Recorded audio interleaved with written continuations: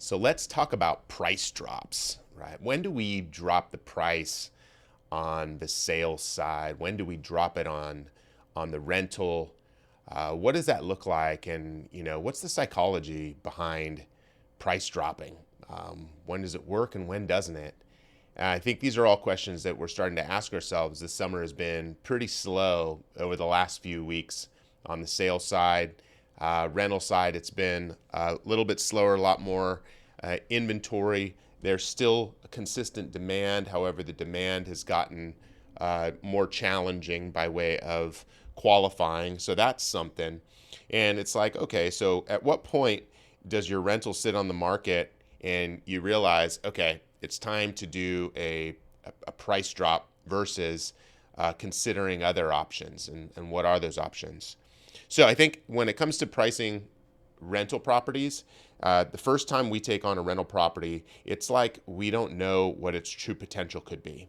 Because if we brought it over from another property management company, we don't know what their marketing looks like. We don't know what the interest looks like. We don't know what any of that looks like behind the scenes. So it's really tough for us to say, let's reduce the price or drop the price until we know what that problem is. What is the challenge with this property of not renting or not selling? Could go either way. And when we get the thing going, when we see what the marketing does, when we can see some of these metrics behind the scenes as to what type of inventory or what type of activity, market interest, interest from the MLS, interest from on the rental side, we get just a steady stream of consistent leads. And it's like, from those leads, how many do we get to convert to actually show the property? From those showings, what were the feedback of what did that look like? That's all amazing data that helps us in recognizing, is it time for a price drop or not? Now, if we're not getting any showings, that can often be a huge challenge, because that might not signify that we need to do a price drop at all. That might mean that there's other things in play. For the last few weeks, it's been a pretty interesting market on the sales side, because a certain price point of our properties has really dried up when it's come to actual people looking at the properties. The showings dried up.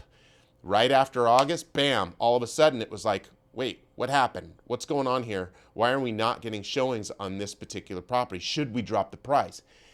And the answer, like, as we're looking at this, what's something that we can do to figure that out? Well, I'll tell you, and this is something that we do, is we're going to call the listing agents in that particular area that have similar properties to ours. Who's our competition?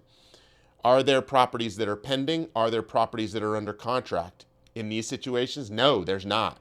Nobody's under contract in the area. None in our comps that we've sent to our owners symbolize or show that there's any for sale that are pending. Nothing pending, nothing under contract, accepting backups.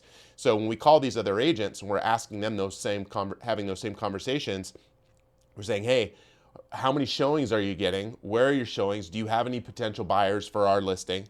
And when we can get on the same page with that agent of recognizing, okay, hold on, they're not getting any showings. They're priced under us. What's the problem here?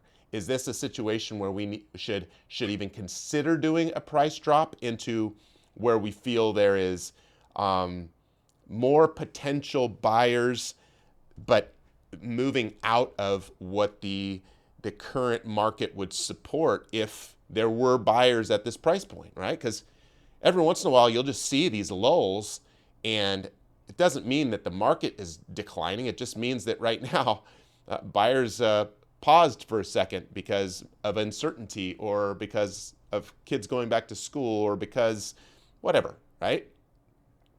So again, it comes back to that psychology of, when do we drop this price to where we're going to have an impact? If we're going to drop a price and we're not going to have any impact with it, it just looks desperate. And it just looks like we're doing, if we know that we're just trying to catch up to this other property. Well, if they then do that to us, and now we're going back and forth and we're chasing the market down, well, we might be completely undervalued at that point, because we're just doing our best to get it sold, but ultimately leaving too much on the market because it dried up so much for that quick market moment that, wasn't worth dropping to begin with, because maybe the market starts to stabilize and looks a little better here next month. So again, I think a lot of considerations when it comes to rentals. My recommendation is usually drop the price sooner than later. I abhor vacancy. It is what we try to avoid when it comes to rental properties, because again, every month that it's not rented is costing you money. And I'd rather have somebody in there paying the rent, even if it's just a little bit less, especially as the market figures itself out there.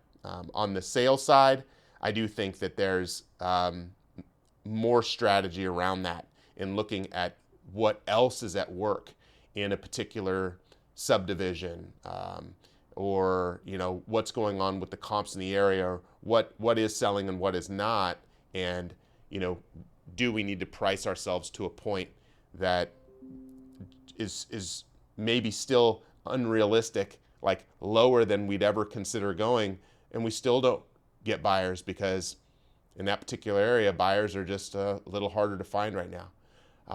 So definitely things to think about. I hope this helps. Right now, we're in the middle of it. The market should, and I expect, as numbers are indicating, there is more market activity and properties under contract this week than there were last, which is great.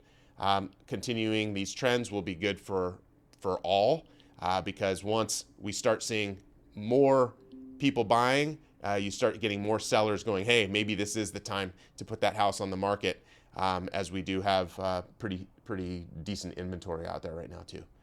Thanks for watching. I appreciate you. See ya.